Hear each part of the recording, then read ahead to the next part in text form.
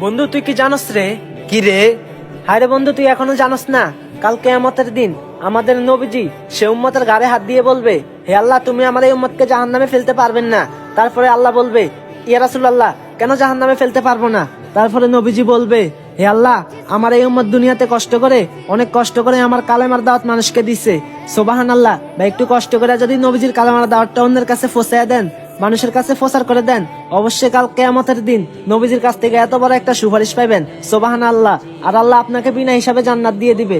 সুবহানাল্লাহ। তো বন্ধু আয় আমরা কালেমার দাওয়াতটি সবার কাছে পৌঁছায় দেই। আর হ্যাঁ ভাই, আপনারাও কালেমার দাওয়াতটি সবার কাছে পৌঁছায় দেন। কাল কিয়ামতের দিন বিনা হিসাবে ইনশাআল্লাহ জান্নাতে যাইতে পারবেন। বন্ধু আয় আমরা কালেমার দাওয়াতটি সবার কাছে দেই।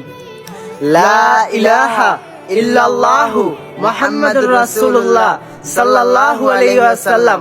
হে মুসলিম ভাইয়েরা, অবশ্যই কালেমার দাওয়াতটি সবার কাছে পৌঁছায়া দেন। ইনশাআল্লাহ কাল কিয়ামতের দিন আপনি বিনা হিসাবে জান্নাতে যাইতে পারবেন ইনশাআল্লাহ।